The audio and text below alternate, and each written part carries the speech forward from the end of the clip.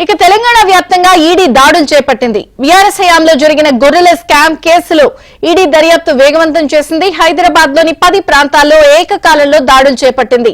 గొర్రెల పంపిణీలో 700 కోట్ల రూపాయల అవినీతి జరిగిందంటూ గతంలో కేసు నమోదు చేసిన ఏసీబీ మొత్తం 10 మంది అధికారులను అరెస్ట్ చేసింది. ఏసీబీ ఎఫ్ఐఆర్ ఆధారంగా ఈసీఐఆర్ నమోదు చేసిన ఈడీ స్కామ్ వ్యవహారంపై దర్యాప్తు జరుపుతోంది. పెద్ద ఎత్తున డబ్బు చేతులు మారడం, ఇతర రాష్ట్రాలకు లింకు ఉండడంతో ఈడీ రంగంలోకి దిగింది.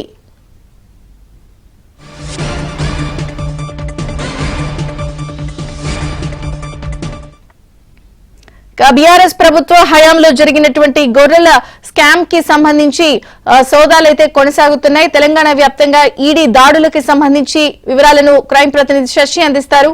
శశి,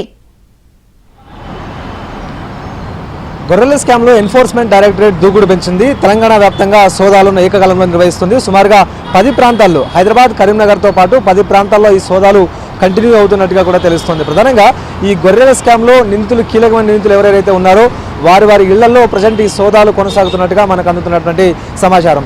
పశు సంవర్ధక శాఖ మాజీ డైరెక్టర్గా పనిచేసినటువంటి రామచంద్ర నాయక్ నివాసంతో పాటు తలసాని ఓఎస్డీ కళ్యాణ్ నివాసంలో కూడా ఈ సోదాలు కొనసాగితే, మరోవైపు ది లోలోనా లైఫ్ స్టాక్ కంపెనీకి సంబంధించినటువంటి కాంట్రాక్టర్ మోహినుద్దీన్, ఆ తర్వాత ఆయన కుమారుడు నివాసంలో కూడా ఈ సోదాలు ఉదయం నుంచి కూడా కంటిన్యూస్గా కొనసాగుతూ ఉన్నాయి. ప్రధానంగా బీఆర్ఎస్ ప్రభుత్వంలో గొర్రెల స్కీమ్ను తీసుకుని వచ్చారు. సో అదే సమయంలో రైతులకు గొర్రెలు పంపిణీ చేసేటటువంటి అంశంలో భాగంగా ఇటు నిజమైనటువంటి రైతులకు గొర్రెలను ఇవ్వకుండా మోసం చేసినట్టు, అక్రమంగా డబ్బులు కాజేసినట్టుగా కూడా ప్రధానంగా ఇటు ఏసీబీ అధికారులు కేసు నమోదు చేసి దర్యాప్తు చేశారు. సుమారుగా 700 కోట్ల వరకు కూడా స్కామ్ జరిగిందంటూ కూడా ధృవీకరించారు. సో ఇదే నేపథ్యంలో ఏసీబీ అధికారులు చేసినటువంటి దర్యాప్తు, ఏసీబీ అధికారులు నమోదు చేసినటువంటి ఎఫ్ఐఆర్ ఆధారంగా ఈడీ అధికారులు రంగంలోకి దిగారు. ఇందులో 700 కోట్ల స్కామ్ అంటూ కూడా చెబుతూ ఉన్నారు కాబట్టి మనీ లాండరింగ్ కోణం ఉంటుందంటూ కూడా భావించినటువంటి ఈడీ అధికారులు ఆ దిశగా ఈసీఐఆర్ నమోదు చేసి దర్యాప్తులు చేపట్టారు. ఈ అంశంలో అంతకుముందే ఈ గొర్రెల స్కామ్లో ఉండేటటువంటి పశుసంవర్ధక శాఖ డైరెక్టర్ రామచంద్ర నాయక్తో పాటు మరికొంతమందిని విచారించింది. సో ఇదే నేపథ్యంలో సుమారుగా విచారణ పూర్తి చేసి 6 నెలలు గడిచిన తర్వాత తాజాగా ఈరోజు నిందితుల ఇళ్లలో సోదాలను కంటిన్యూ చేస్తూ ఉంది. ప్రధానంగా గతంలో ఈ గొర్రెల స్కామ్కు సంబంధించినటువంటి అంశంలో భాగంగా ఎవరెవరు కీలకంగా ఉన్నారో వారి ఇళ్లలో ఈ సోదాలన్నీ కూడా ముమ్మరంగా కొనసాగుతూ ఉన్నాయి. ఇప్పటికే ఆయా ఇళ్లలో ప్రధానంగా కొన్ని డాక్యుమెంట్లను కూడా సీజ్ చేసినట్టుగా తెలుస్తోంది.